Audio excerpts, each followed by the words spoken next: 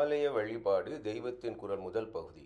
உதவி பெற்றதற்கு நன்றி சொல்வது ஒரு சிறந்த கடமை. ஒரு சிறு புல்லை கூட சிருஷ்டிக்க திறனற்ற மனிதனுக்கு இத்தனை உணவும் உடையும் மற்ற உபகரணங்களும் வழங்கும் ஆண்டவனுக்கு நன்றி காட்டுவது நமது கடமை.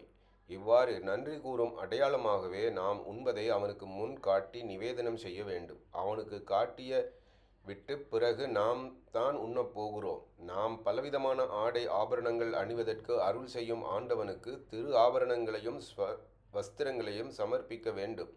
எல்லோருமே இவ்விதம் வீட்டில் பூஜை செய்து திரவியங்களை ஈஸ்வரரிடம் செய்ய இயலாது. எனவே சமுதாயம் முழுவதும் சேர்ந்து இப்படி சமர்ப்பணம் பண்ணும்படியான பொது வழிபாட்டு நிலையங்களாக ஆலயங்கள் எழுந்துள்ளன.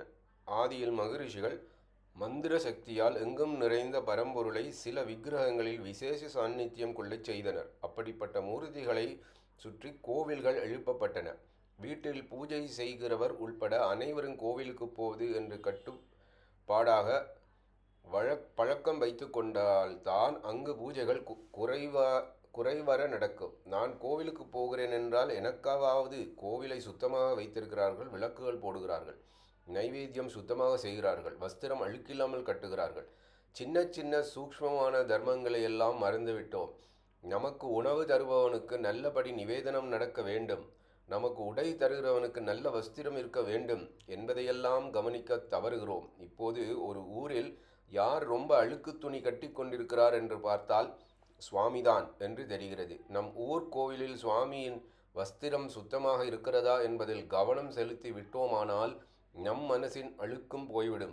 ஆலயம் தொழுவது சாலவம் நன்று, அரணை மறவேல், திருமாலுக்கு அடிமை செய் என்றெல்லாம் புண்ணிய மொழிகள் வழங்கும் இந்த நாட்டில் ஒவ்வொரு ஊரிலும் உள்ள ஈஸ்வரன் கோயிலையும் பெருமாள் கோயிலையும் நல்ல நிலையில் வைத்திருந்து வழிபாடு நடக்கச் செய்ய வேண்டும். இது நம் முதல் கடமை. தற்போது ஆலய வழிபாட்டு கிரமங்கள் என்ன வேண்டுமானாலும் மாறுதல் செய்யலாம் என்று எண்ணப்படுகிறது. எங்கேயும் உள்ள மின்சாரத்தை வெளிப்படுத்த ஆங்காங்கே மின்சக்தி ஸ்தாபனம், பவர் ஹவுஸ் இருப்பது போல் எங்கும் உள்ள ஈஸ்வர சக்தியை வெளிப்படுத்த ஆங்காங்கே மந்திரபூர்வமாக ஆகமபூர்வமாக ஆலயங்கள் எழுப்பப்பட்டு அவற்றின் பூஜா கிரமங்கள் உருவாகியுள்ளன. மின்சக்தி இயந்திரத்தால் நாம் தாறுமாறாக குறுக்கிட்டால் தேகம் போய்விடும். அதுபோலவே ஆத்மசேமத்துக்கான ஆலய எந்திரத்தில் குறுக்கிட்டால் ஆத்மாவே போய்விடும். குருக்கள் அனுஷ்டானம் இல்லாதவராக இருக்கிறாரே, அதனால் சாநித்தியம் போகவில்லையா என்றால் நாமும் எதை செய்தால் என்ன என்கிறார்கள். அதாவது பாக்கி இருக்கிற சுவாமியையும் வெளியே அனுப்பிவிடலாம் என்கிறார்கள். ஓரளவு அனாசாரத்துக்கு தாக்கு பிடிக்கிற சக்தி கோயில்களில் இருக்கிறது. அதற்காக முழுக்க அனாசாரமாக்குவோம் என்று கிளம்பினால் நமக்குத்தான் நஷ்டமாகும். சுவாமிக்கு ஒரு நஷ்டமும் இல்லை. கோயிலில் இப்போதுள்ள ஆசாரக்குறையை நிவர்த்தி செய்ய வேண்டுமே என்று ஆகமத்தில் இல்லாத புது விஷயங்களை புகுத்தக்கூடாது. நாம் கட்டுப்பாடாக இந்த ஆசாரங்களை பின்பற்றி அத்தனை பேரும் கோவிலுக்கு போவதென்று ஏற்பட்டால் குருக்களும் தானே சரியாகி விடுவார். ராஜீய விவகாரங்களின் பொருட்டு மத விஷயங்களை மாற்றக்கூடாது. புதிது ஸ்திரமாக இராது. ஆடி மாதம் வெள்ளம் வரும்போது கரையை சில இடங்கள் இடிக்கும். அதை பற்றி கவலை வேண்டாம். புது ஆவேசத்தை பற்றி கோபம் கொள்ள வேண்டாம். ஜனங்களிடம் நாம் நியாயத்தை விளக்கினால் அவர்கள் ஒப்புக்கொள்வார்கள். புது ஆவேசம் தானாக போய்விடும். சீர்திருத்தக்காரர்கள் நம் சாஸ்திரங்களை படிக்கவில்லை, அதனால் கோபம் அடைகிறார்கள். அதற்காக நாமும் கோபம் கொள்ளல் ஆகாது.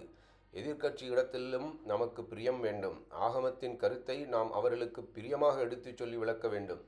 இந்த கோவிலை கட்டிய மன்னர்களின் காலத்திலிருந்து இன்று வரை அவற்றில் பின்பற்றப்படும் நியதிகளை அப்படியே காக்க வேண்டும்.